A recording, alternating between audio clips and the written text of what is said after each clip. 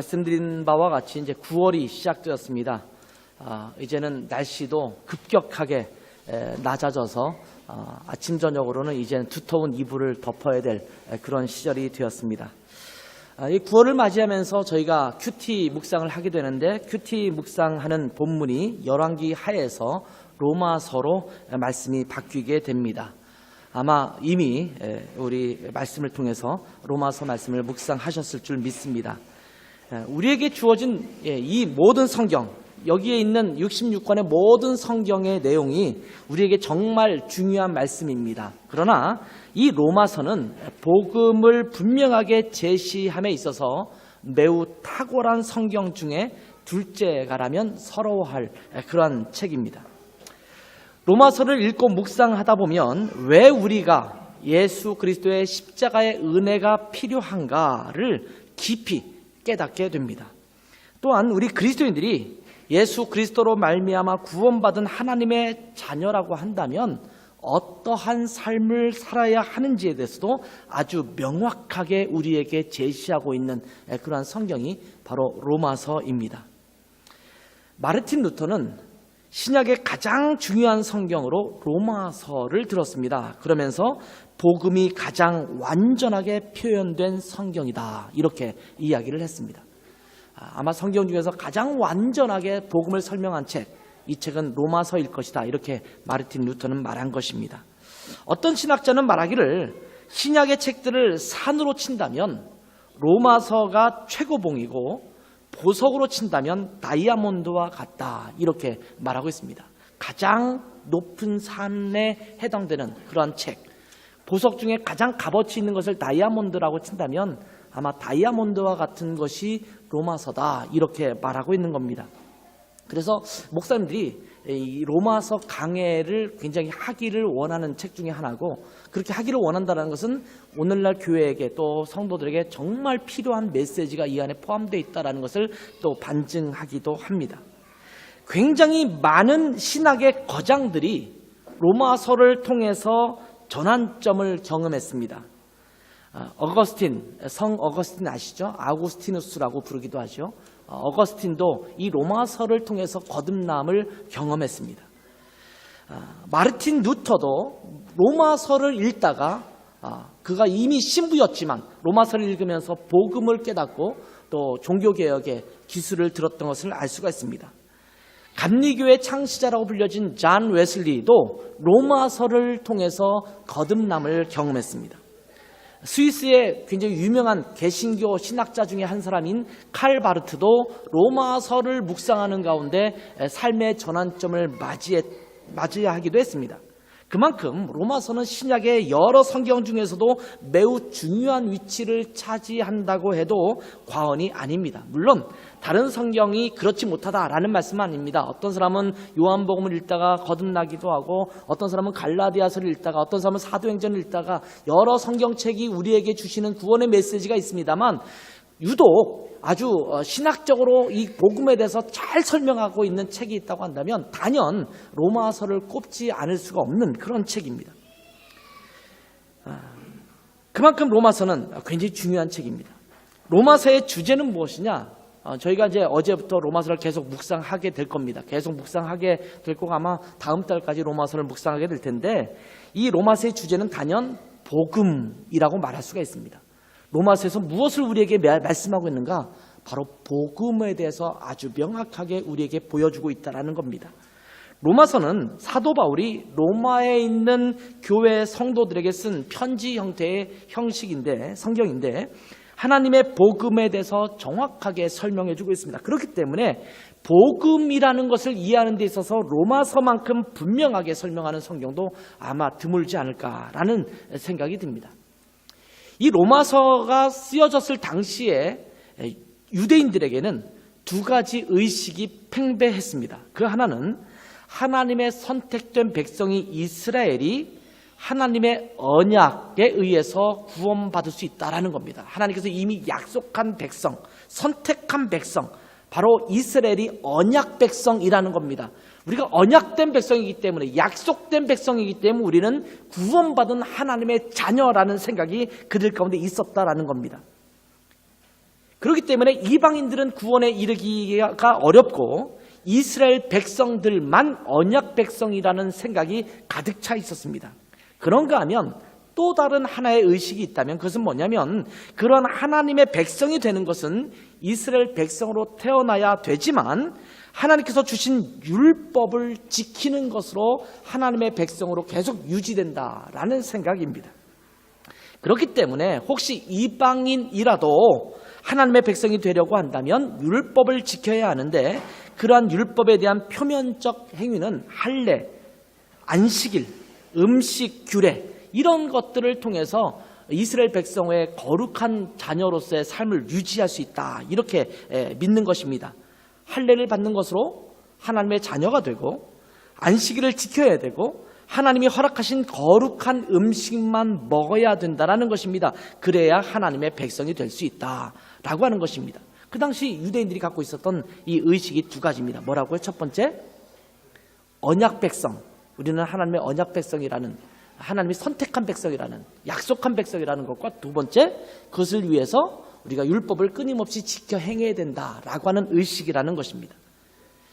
자, 이러한 상황에서 로마서를 통해서 그렇지 않음을 설명해주고 있고, 이 로마서와 함께 쌍벽을 이루고 있으면서 또 하나의 복음에 대해서 강조하고 있는 책이 있다면 그것이 바로 갈라디아서인데, 이 갈라디아서에서도 할례 문제와 더불어서 율법이 아니라 믿음으로 구원에 이른다라는 사실을 아주 강조하고 있습니다.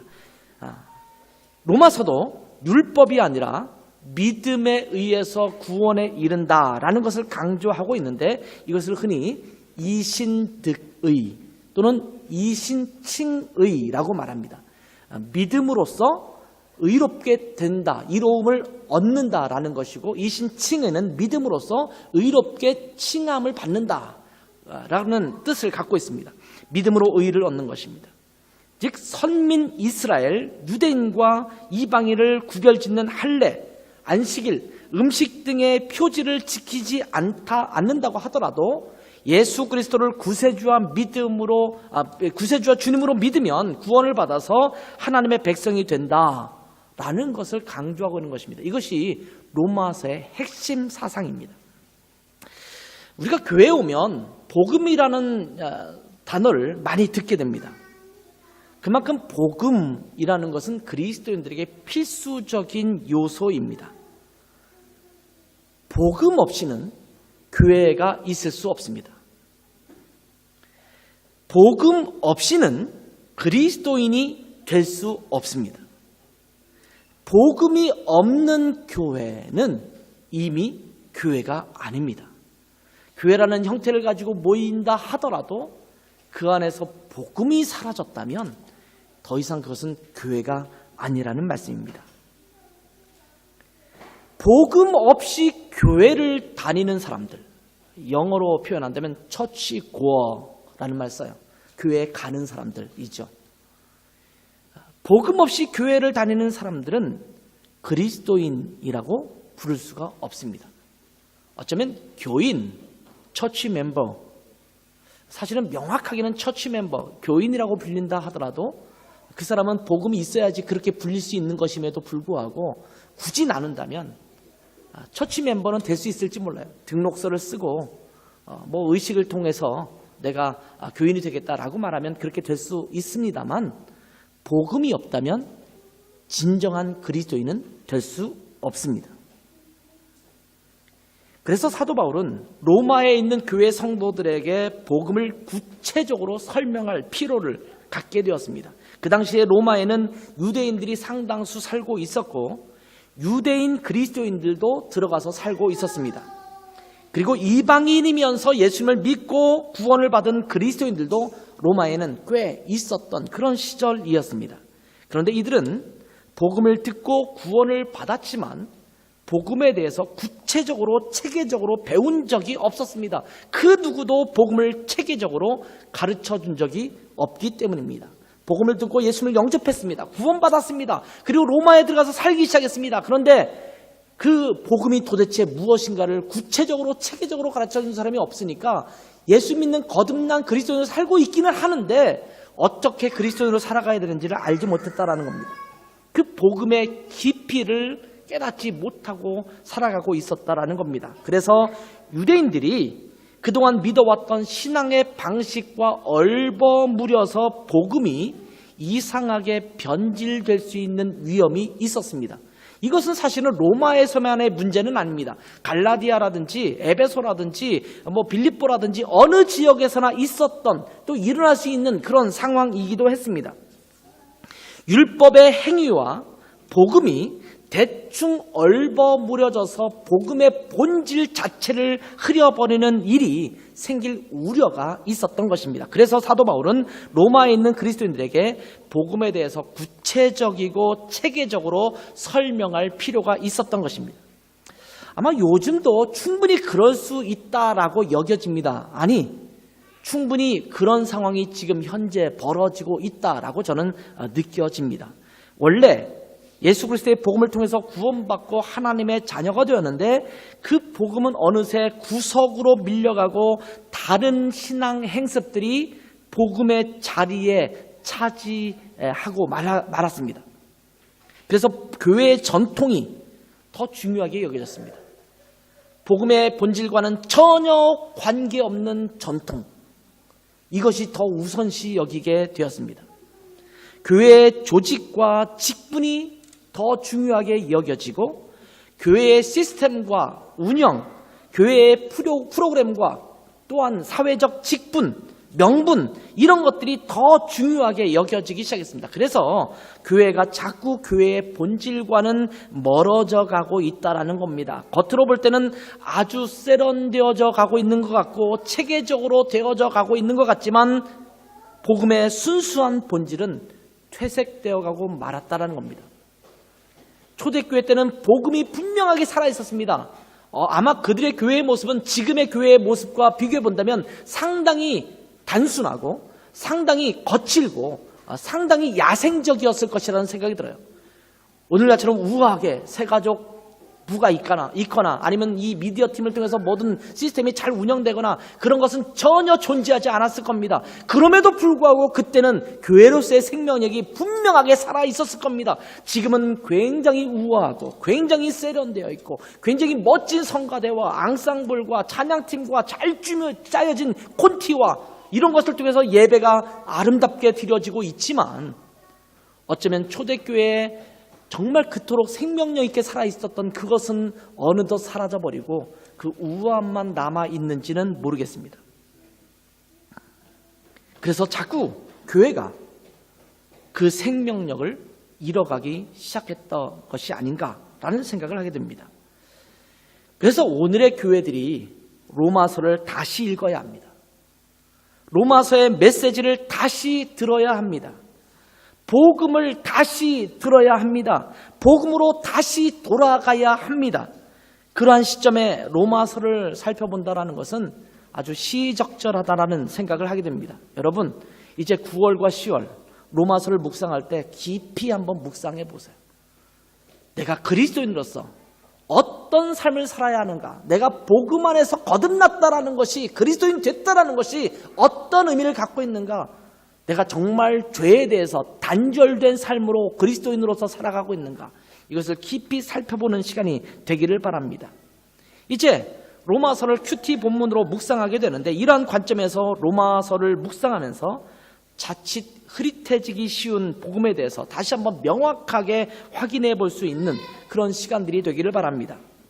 그래서 오늘은 로마서의 서론격인 1장의 말씀으로 로마서에 전반적으로 흐르고 있는 복음에 대한 말씀을 다시 확인하면서 서로 나누기를 원합니다. 오늘의 말씀은 사도 바울이 누구에게 이 편지를 쓰는 것인지를 밝히면서 인사말을 하는 것으로 시작하고 있습니다. 사도 바울은 이렇게 말하는 겁니다. 복음을 위해 부르심을 받은 자, 바로 내가 성도로 부르심을 받은 자 당신들에게 편지하고 있습니다. 이렇게 표현합니다. 자, 바울은 로마서를 시작하면서 자기 자신에 대해서 복음을 위해 택정함을 입은 자다, 이렇게 소개하고 있습니다. 1절을 한번 볼까요? 예수 그리스도의 종 바울은 사도로 부르심을 받아 하나님의 복음을 위하여 택정함을 입었으니. 자, 사도 바울은 자신이 사도로 부르심을 받아 하나님의 복음을 위하여 택정함을 입었다. 이렇게 말하고 있습니다. 사도 바울이 사도가 된 이후에 그 이유는 무엇이냐? 하나님의 복음을 위한 것이다. 이렇게 설명하고 있습니다. 우리가 종종 무엇 때문에 부르심을 받았는지 착각할 때가 있습니다. 여기 보면 그런 표현을 쓰고 있죠. 여기 베루펜 줌 아포스텔, 베루프라는 말이 쓰여지잖아요. 이 독일어 성경에 보면 베루프가 무슨 뜻입니까? 독일어로 직업이라는 말을 갖고 있어요. 베루프라는 말은 소명이라는 말이에요. 여러분 영어 단어에서도 그 버케이션이라는 단어, 그것이 직업이라는 말고 있잖아요. 그 보카레라는 라틴에서 나온 말인데 그것도 역시 부르다라는 라틴어에서 나온 말이에요. 직업이라는 것은 하나님의 부르심이에요. 여러분이 성악가로 부르심을 받았다. 또 여러분이 의사로 부르심을 받았다. 여러분이 간호사로 부르심을 받았다. 여러분이 엔지니어로 부르심을 받았다. 여러분이 지금 장사하는 사람으로 부르심을 받았다. 이런 부르심을 받았다라고 했을 때 그 베르프 직업을 갖고 있어요. 버케이션을 갖고 있어요. 그것은 하나님의 부르심이라는 거예요. 근데 그 부르심을 받은 이유가 무엇이냐? 바로 하나님의 복음을 위하여 부르심을 받았다. 이렇게 말하고 있는 겁니다. 우리는 가장 기본적으로 하나님의 복음을 위하여 택정함을 받은 사람들입니다. 제가 목사로 부르심을 받은 이유는 하나님의 복음을 위함입니다. 아마 이 부분에서는 여러분이 전혀 갸우뚱할 일이 없을 거예요. 목사가 당연히 그런 것 아니야? 이렇게 말할 거예요. 교회 안에 장로가 있고 집사가 있고 권사가 있고 각각 직분을 맡은 자가 있다면 그 직분을 맡은 이유가 무엇이냐면 하나님의 복음을 위하여 택정함을 받은 것입니다. 이것도 우리가 이해할 수 있는 부분이기도 해요. 그런데 많은 사람들이 내가 장로가 되고 집사가 되고 권사가 되었다라고 했을 때 내가 교회 일을 하기 위해서 섬김을 위해서 부르심 받다고 착각을 해요. 물론 그것도 맞는 말입니다만 기본적으로 그 섬김을 왜 하느냐? 하나님의 복음 때문에 하는 거예요. 여러분이 성가대원으로 부르심을 받았어요. 여러분이 반주자로 부르심을 받았고 앙상블 단원으로 부르심을 받았어요. 여러분이 우리직이나 부리직으로 교회학교 교사로 여러분이 교회의 여러 직분을 맡고 있는 직분으로 부르심을 받았다면 그것을 위한 섬김 자체가 중요한 것이 아니라 그보다 먼저 우선적으로 중요한 것은 하나님의 복음을 위해서 그 부르심에 임했다라는 것입니다. 더 나아가서 우리가 어떤 직업을 갖고 있든 그 직업을 갖고 있는 것도 무엇을 위해서 하는 것이냐? 먹고 살기 위한 것을 뛰어넘어서 그것도 중요한 요소이겠습니다만 더 나아가서 더 뛰어넘는 가치가 무엇이냐? 하나님의 복음을 위해서 여러분 지금 그 현장에서 그 일을 하고 있다라는 것입니다. 그러기에 우리의 가장 우선적인 사명은 무엇이냐? 바로 복음입니다. 근데 우리는 자꾸 이것을 망각해요. 먹고 사는 일에. 지금 여러분이 공부하는 이유도 학생으로 부르심을 받고 그 공부를 하는 이유는 나중에 하나님의 복음을 위해서 쓰임받기 위해서 그렇게 지내고 있는 거예요. 근데 그것을 망각해버리는 거예요. 오늘은 우리 축구하는 청소년들이 경기가 있는지 오늘 안 왔어요. 어저께 여러분 축구 잘 보셨습니까? 어저께 저희 집에 여러 우리 형제들이 모여서 또 축구를 봤어요. 베트남이 아니라 일본하고 하는 경기를 보았는데 아주 우리가 이겨서 기분이 참 좋았어요.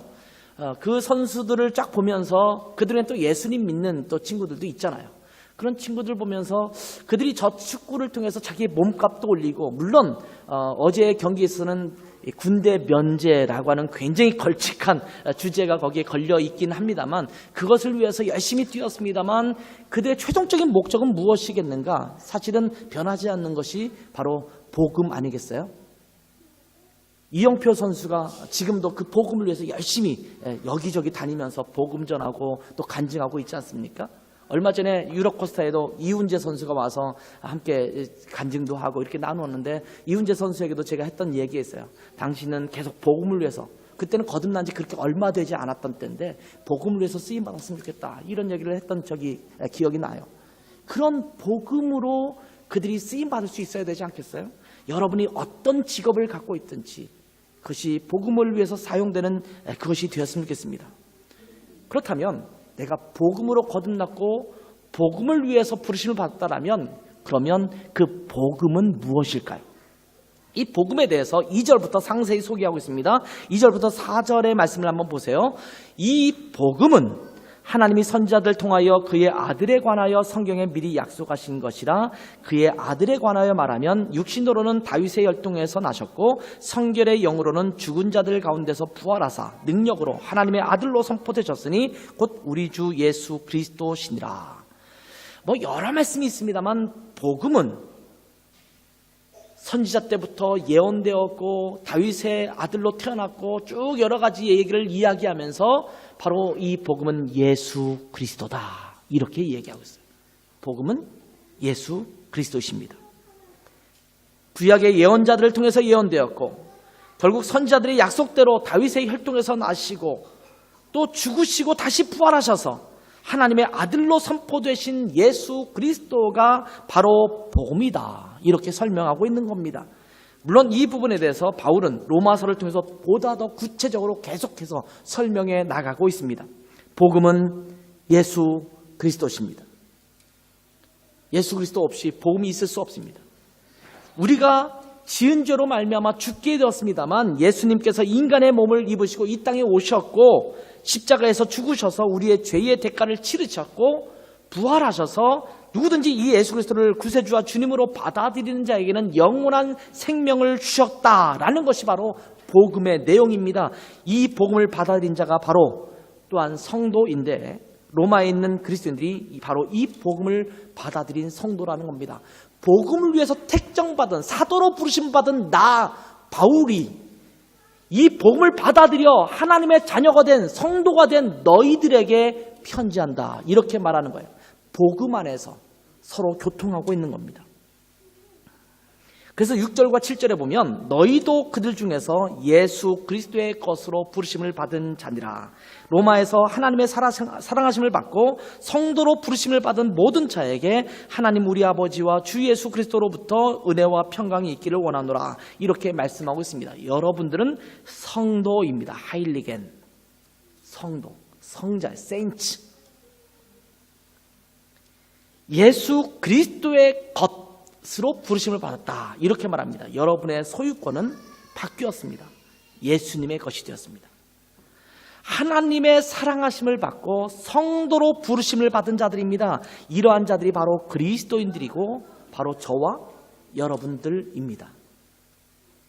그러면서 바울 사도는 로마에 있는 그리스도인들에게 가서 복음을 잘 가르쳐서 견고하게 만들기를 원한다라는 말씀을 8절부터 12절까지 기록하고 있습니다. 그래서 어떻게 하든지 로마에 있는 교회에 갈 좋은 방법을 찾고 있다라고 쓰고 있습니다. 그리고 함께 복음을 나눔으로써 서로가 위로를 받기를 원한다. 안위를 얻고자 한다. 이렇게 말씀하고 있습니다.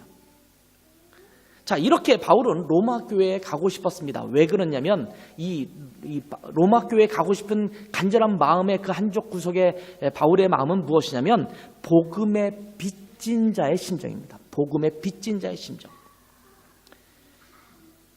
그 심정을 이렇게 고백합니다. 13절부터 15절 말씀입니다. 형제들아 내가 여러 번 너희에게 가고자 한 것을 너희가 모르기를 원하지 아니하노니 이는 너희 중에서도 다른 이방인 중에서와 같이 열매를 맺게 하려 함이로되 지금까지 길이 막혔도다. 헬라인이나 야만인이나 지혜 있는 자나 어리석은 자에게 다 내가 빚진 자라. 그러므로 나는 할 수 있는 대로 로마에 있는 너희에게도 복음 전하기를 원하노라.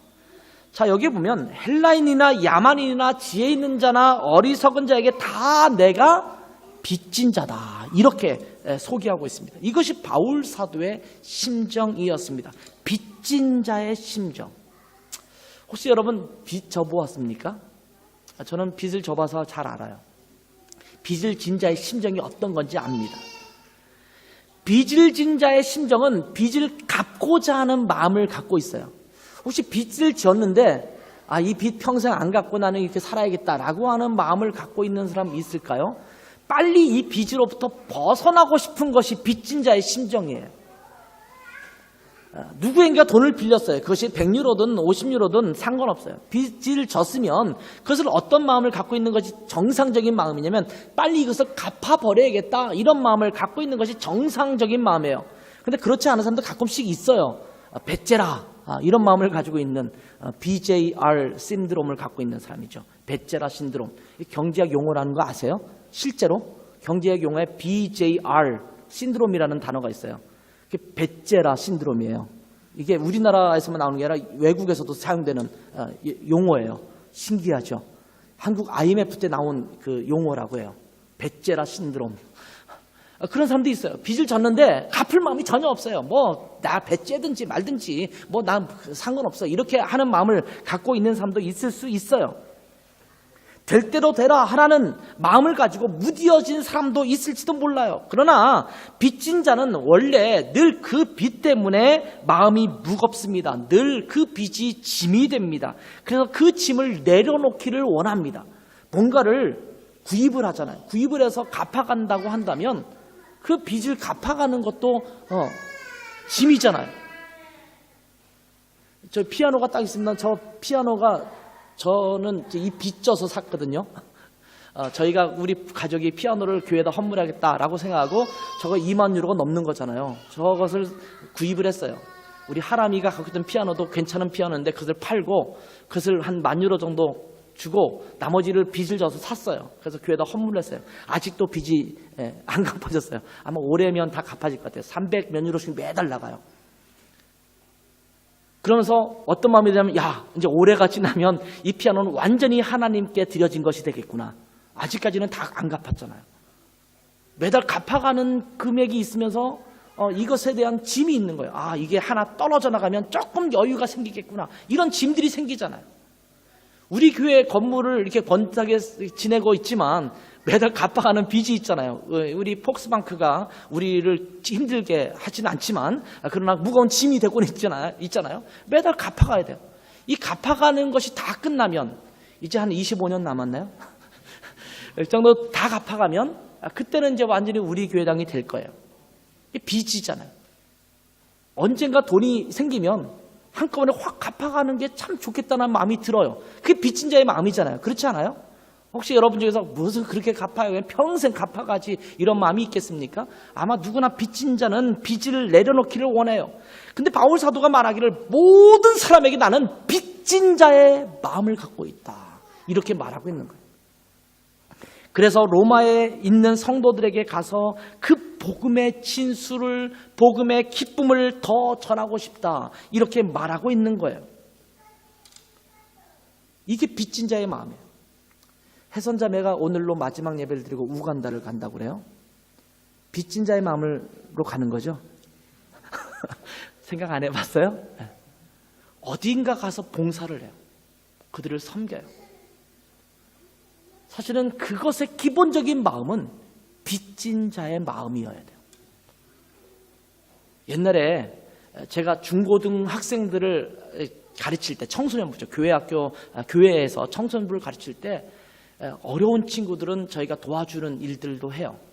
그래서 저희도 어렵지만 불러서 너 학비도 부족하고 그런데 그 당시에 돈을 주면서 이것을 가지고 생활주에 보탰으면 좋겠다. 이렇게 말하면 자존심이 강한 친구들은요. 목사님 저 이거 안 받고 싶어요. 왜 목사님이 저한테 이거 주세요? 이렇게 말을 해요. 그럼 저는 그들에게 뭐라고 말하냐면 네가 이것을 안 받으면 너랑 나랑은 아무런 관계가 없어. 너가 정말 나를 목사로 믿고 따른다면 받아야 돼. 받아서. 그러면 이거 꼭 갚을게요. 뭐 이런 표현을 쓰는 사람이 있어요. 그럴 때 제가 하는 얘기가 또 있어요. 이것은 나한테 갚을 게 아니야. 나중에 커서 너가 누구에겐가 이런 도움을 줄 일이 있으면 그때 갚아. 이것이 빚진 자거든요.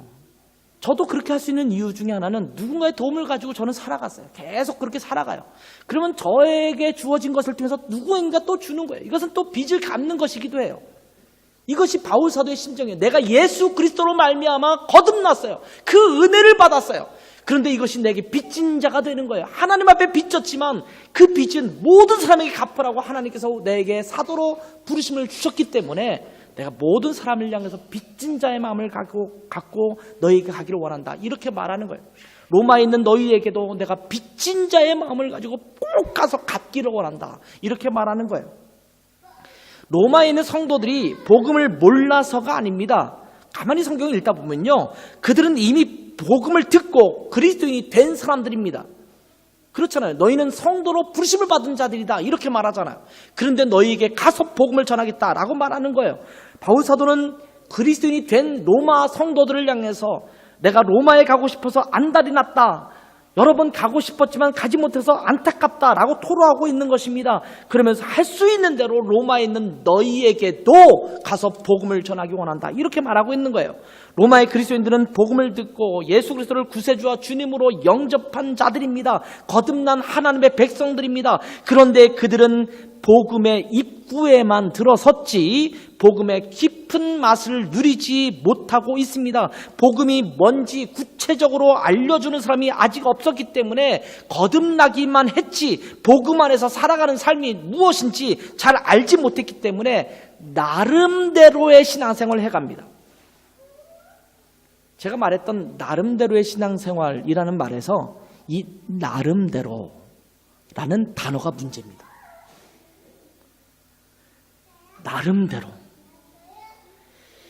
나름대로라는 건 뭐냐면 자기가 생각한 대로, 자기 편한 대로, 자기가 그냥 느껴지는 대로라는 말이에요. 자기가 좋겠다라고 생각되는 대로 신앙생활하는 것입니다. 그래서 문제가 심각해집니다. 지금까지 보았던 교회 생활, 교회의 전통, 교회의 의식, 주변 그리스도인의 삶의 모습들을 어깨 너머로 보면서 나름대로 스스로 정리를 하여서 나름대로 옳다라고 생각되는 대로 신앙생활을 해가는 것입니다. 그리고 그것이 굳어지면 마치 그것이 진리인 양 그것을 고집하면서 신앙이라고 여기면서 살아갑니다. 오늘날도 이 나름대로의 신앙인들이 얼마나 많은지 몰라요. 하나님의 말씀이 무엇이라고 말하든 간에 내가 이 말씀을 제멋대로 해석하고 나름대로 해석해서 나름대로 이것이 옳다라고 여기면서 주장하면서 그렇게 신앙생활을 하는 거예요. 하나님이 내게 뭐라고 말씀하는지는 별로 관심이 없어요. 그런데 정작 살펴보면 한 번도 체계적으로 성경을 배운 적도 없고 복음에 대해 공부해 본 적도 없습니다. 모두 어깨 너머로 귀동냥으로 배운 것들입니다. 서당계 3년이면 풍어를 읊는다고 그나마 제대로 된 공동체에서 어깨 너머로 귀동냥으로 얻은 사람은 조금 낫습니다. 그런데 그렇지 못한 사람들은 심각합니다. 우리 교회 성도들이 여기 앉아 있지만 여러분 체계적으로 제대로 성경 공부를 해본 적이 있으십니까? 창세기부터 요한계시록까지 제대로 성경을 연구해 본 적이 있으세요? 굉장히 많은 그리스도인들이 의외로 그러한 경험을 갖지 않았습니다. 심지어 성경을 한 번도 처음부터 끝까지 제대로 묵상하면서 숙독하면서 읽어본 사람도 그렇게 많지가 않아요. 그런데요, 기독교적 어떤 이슈가 등장하면 얼마나 잘 아는 척 침을 튀기면서 얘기하는지 몰라요. 교회가 이래야지. 복음은 이래야 되는 거 아니야. 교회는 이렇게 행동했어야지. 무엇을 보고 그렇게 말하는 건가요? 그렇게 말하는 것이 전혀 틀렸다라고 말씀드리는 게 아니에요. 나름대로 자기 나름대로 싸웠던 구축되었던 그것만 가지고 자꾸 얘기하는 거예요. 신학을 공부한 사람을 그래서 이겨요. 성경을 열심히 읽고 묵상한 사람을 이겨 넘어가려고 해요. 신학을 공부하거나 성경을 열심히 공부했던 사람들이 무조건 옳다, 맞다라고 말하는 것만을 말하는 것이 아닙니다. 그럼 한번 체계적으로 성경을 읽고 공부하고 균형감을 가지고 그렇게 연구해 본 경험이 있어야 되는 것 아닐까요? 어떤 주제에 대해서 관심 있는 사람은 그 주제만 가지고 드립다 파요. 그 주제의 관점을 가지고 성경을 쭉 봐요. 그렇게 성경을 공부해서는요, 성경의 진리를 제대로 알 수 없어요. 왜? 자기가 갖고 싶은 관점으로만 자꾸 보려고 하니까. 균형감 있게 객관적으로 성경을 연구하고 읽고 묵상하는 시간을 가져야 되는데 그렇지가 못한 거예요. 어쩌면 오늘날의 교회가 다 그럴지도 몰라요. 예수님을 믿으면 구원받는다더라, 예수님 믿으면 천국 간다더라 라는 말을 듣고 예수님을 믿었는데 그 복음의 입구 언저리에 서서 나름대로의 신앙생활을 하면서 살아가고 있는 사람들이 많다라는 거예요. 그리고 그런 사람들이 너무나 많다 보니까 그러한 사람들이 교회의 집사가 되고 장로가 되고 교회의 직분을 맡아서 섬깁니다. 참으로 슬픈 사실은 한국에 굉장히 많은 교회 직분자들이 체계적으로 성경을 공부해보거나 연구해보거나 묵상해보지도 않고 그 직분을 맡아요. 그리고 지도자가 돼요. 그리고 그들이 교회를 이끌어요. 얼마나 무서운 일인지 아십니까?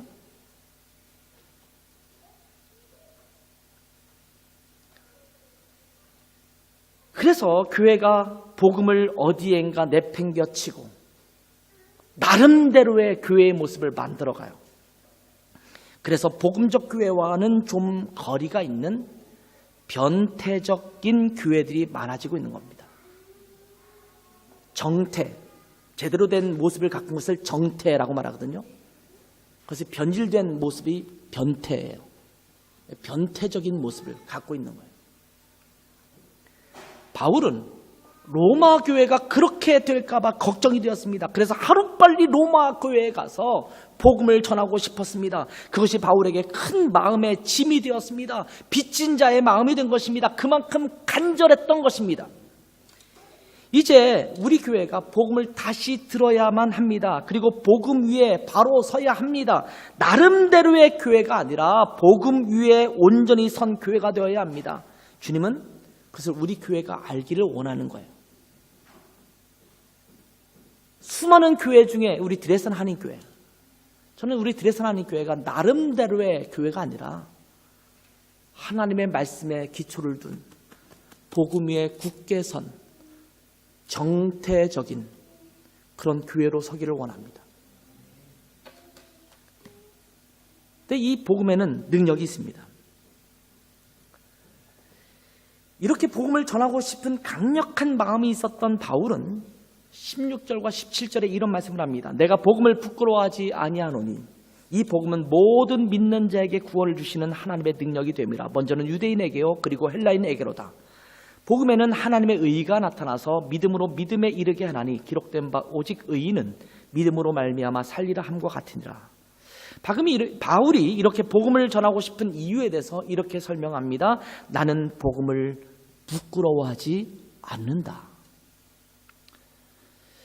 뭔가를 누구에게인가 주려고 할 때 부끄러울 때가 있죠. 변변치 않을 때 그 부끄러운 마음이 더해집니다. 뭔가 선물을 해드렸는데 좀 그분에게는 내가 드리는 선물이 좀 이렇게 변변치 않은 것처럼 느껴져요. 그러면 죄송하지만 약속하지만 이러면서 드리잖아요. 물론 어떤 분은 괜히 거대한 걸 하면서도 그냥 표현적으로 약속합니다만 이렇게 주시는 분도 있어요. 근데 제가 받고 나서는 이게 약속한 거면 이거 뭐 거대한 거는 뭐지? 이렇게 느껴질 정도의 그런 것도 있지만 보통 작은 물질을 뭔가 주면은 별것 아니지만 이렇게 표현하잖아요. 부끄러울 수가 있어요.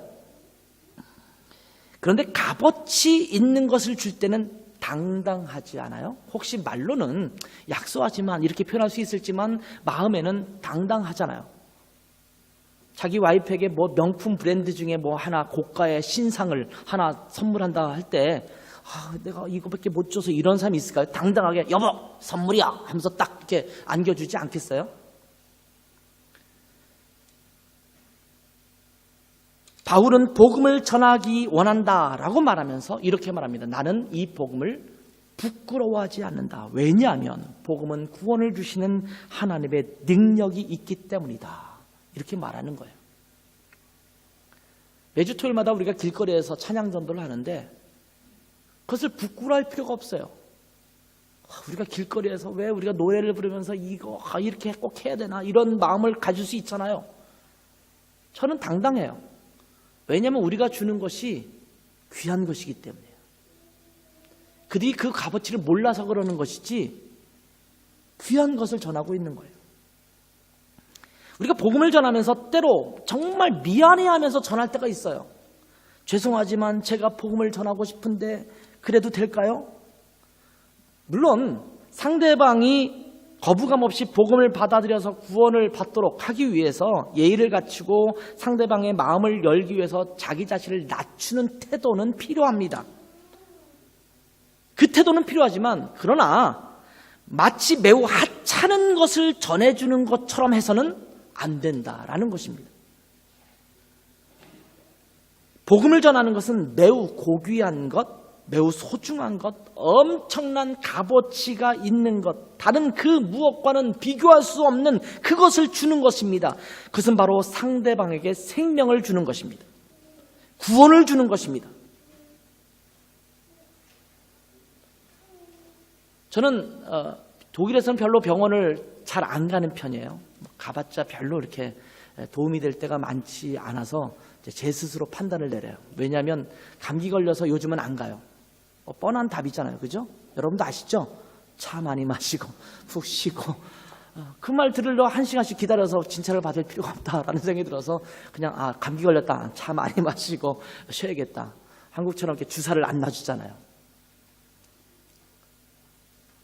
그런데 보통 어떤 중대한 병에 걸렸을 때 의사를 찾아가면 의사가 무엇인가 진단을 내리잖아요. 그리고 이렇게 당신에게 수술을 해야 됩니다 라고 말할 때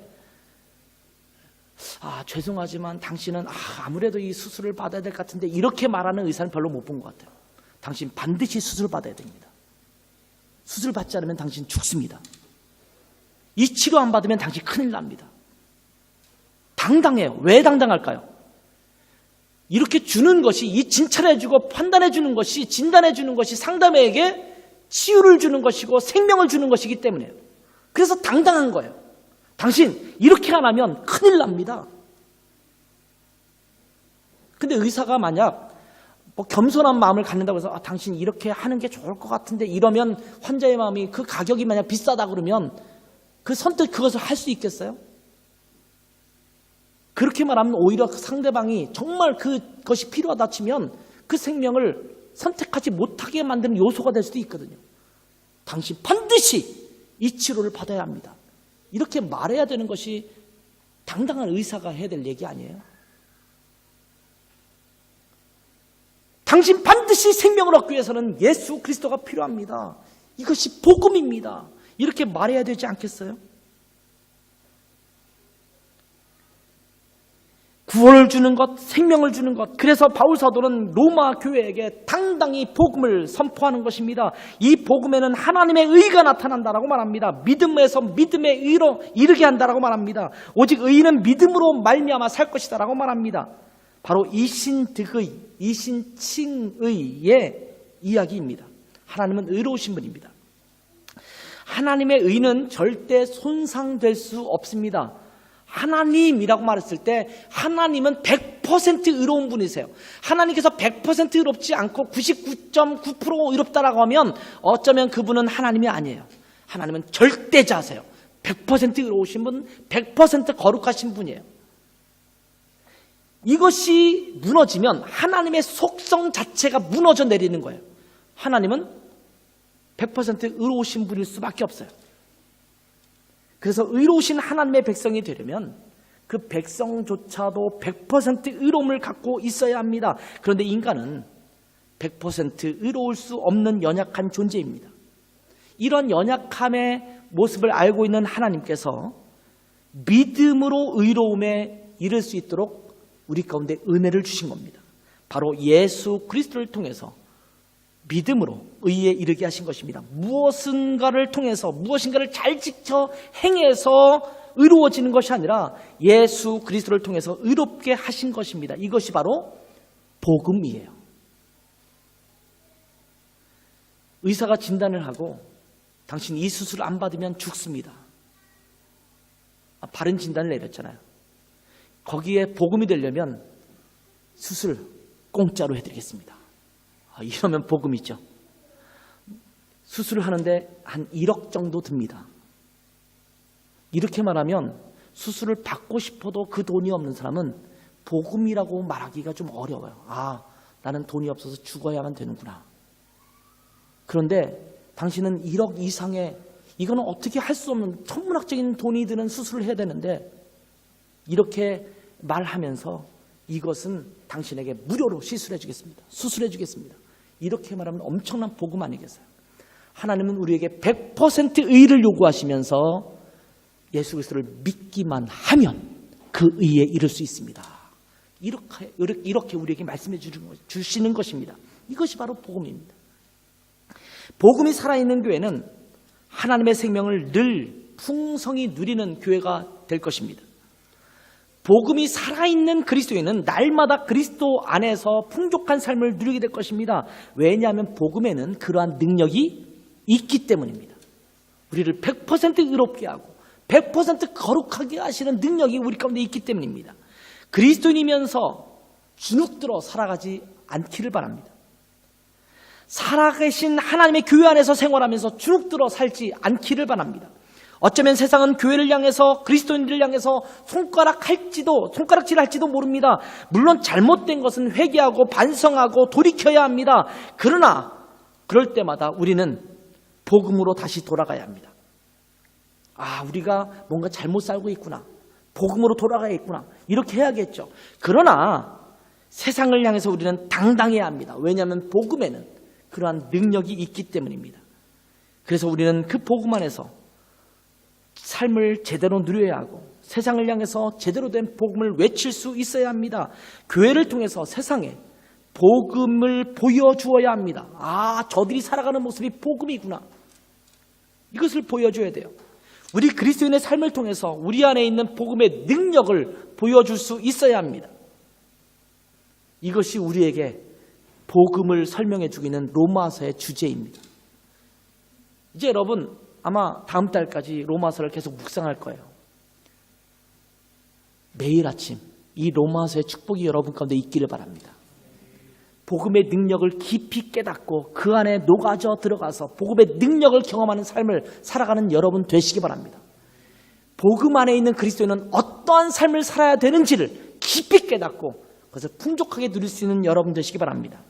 그래서 이제부터 시작된 로마서 묵상을 통해서 살아있는 복음을 깊이 누리면서 전파할 수 있는 여러분 되시기를 주님의 이름으로 축복합니다. 기도하겠습니다.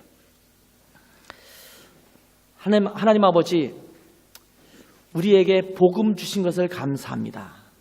이 복음 때문에 거듭난 하나님의 자녀가 되게 하셨고 이 복음 안에서 풍성한 주님의 삶을 누릴 수 있도록 도와주신 것을 감사합니다.